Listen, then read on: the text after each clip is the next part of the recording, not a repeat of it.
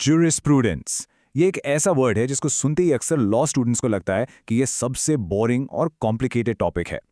लेकिन सच तो यह है कि ज्यूरिस्प्रूडेंस कानून की आत्मा है, द सोल ऑफ लॉ। आज इस एक्सप्लेनर में हम इस हैवी टॉपिक को इतना सिंपल, इतना रिलेटेबल बना देंगे कि आप इसके कॉन्सेप्ट्स जिंदगी भर नहीं भूलेंगे। ज्यूरिस्प्रूडेंस का सीधा सा मतलब है साइंस ऑफ लॉ।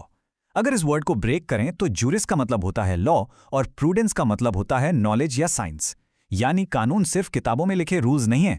कानून कैसे बनता है, उसके पीछे की रीजनिंग क्या है और सोसाइटी में उसका असली मकसद क्या है, इस पूरी डीप स्टडी को हम ज्यूरिस्प्रूडेंस कहते हैं।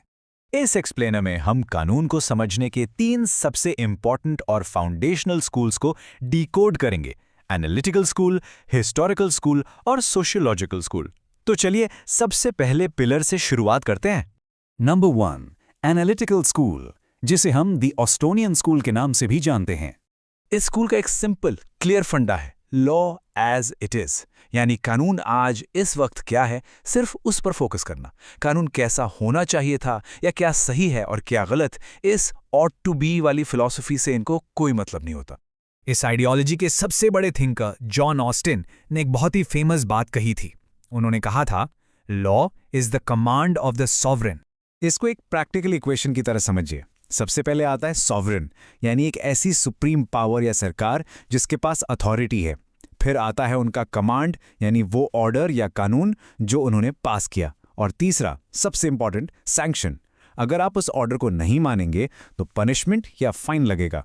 ऑस्टिन कहते हैं कि बिना सजा के डर के कोई कानून नहीं होता। और हाँ, इस इक्वेशन में एक स्ट्रिक्ट रूल है, मोरालिटी और एथिक्स की यहाँ कोई जगह नहीं है। अगर ट्रैफिक रूल रेड लाइट पे रुकने को कहता है तो आपको रोकना है। वो रूल मॉरल है या इमॉरल, अच्छा है या बुरा, इससे एनालिटिकल स्कूल को कोई फर्क नहीं पड़ता।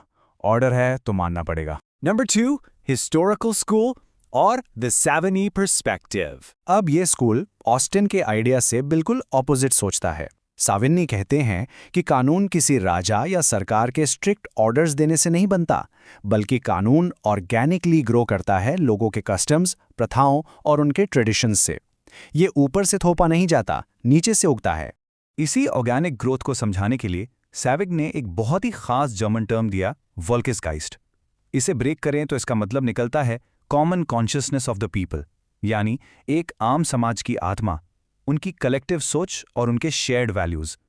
जो समाज की सोच होती है वही उनका कानून बनती है। जैसे हमारी भाषा, जैसे हिंदी या इंग्लिश, किसी एक इंसान ने एक दिन में नहीं बनाई, बल्कि सदियों के एवोल्यूशन से बनी है, बिल्कुल वैसे ही कानून भी इवॉल्व होता है। कानून हमारी हिस्ट्री और हेरिटेज के रूट्स के साथ साथ धीरे धीरे अपना आकार लेता है। Number 3, sociological school, a shift in focus. अब दुनिया थोड़ी मॉडर्न हुई तो फोकस शिफ्ट हो गया सोसाइटी पर। यहां एक नया आइडिया आया रॉस्को पाउंड की तरफ से। उन्होंने कानून को एक फंक्शनल टूल बताया और टर्म दिया सोशल इंजीनियरिंग। जैसे एक इंजीनियर सोसाइटी का इंफ्रास्ट्रक्चर ठीक करता है, वैसे ही लॉ सोसाइटी के सोशल स्ट्रक्चर को ठीक और मेंटेन करता है। इस इंजीनियरिंग का मेन काम क्या है? बैलेंस बनाना। देखिए, हर सोसाइटी में 2 आमने सामने खड़े इंटरेस्ट्स होते हैं। एक तरफ होते हैं आपके इंडिविजुअल इंटरेस्ट्स, यानी जो आपको अपने लिए चाहिए, और दूसरी तरफ होता है सोसाइटीज बेनिफिट, जिसमें पूरे समाज की भलाई छिपी होती है। कानून का असली मकसद है इन दोनों के बीच के फ्रिक्शन और टकराव को कम से कम करना। फॉर एग्जाम्पल, आपको रात में लाउड म्यूजिक बजाने का राइट चाहिए, लेकिन आपके पड़ोसी को शांति से सोने का राइट चाहिए। कानून रात 10 बजे के बाद लाउड म्यूजिक बैन करके इस टकराव को मिनिमाइज करता है, ताकि सोसाइटी स्मूथली चलती रहे। तो इस एक्सप्लेनर को समराइज करें तो तीनों स्कूल्स बिल्कुल क्लियर हैं। एनालिटिकल स्कूल सिर्फ और सिर्फ पावर और स्ट्रिक्ट ऑर्डर की बात करता है।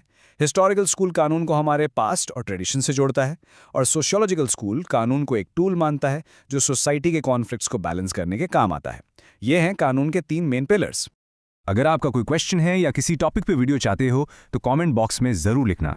अगली बार हम बात करेंगे लीगल पॉजिटिविज्म की, जहां हम ऑस्टिन और हार्ट के आपस के आइडियोलॉजिकल क्लैश को डिटेल में समझेंगे। ऐसे ही कॉम्प्लेक्स टॉपिक्स को इजीली समझने के लिए हमारे चैनल को सब्सक्राइब करना ना भूलें। See you in the next one.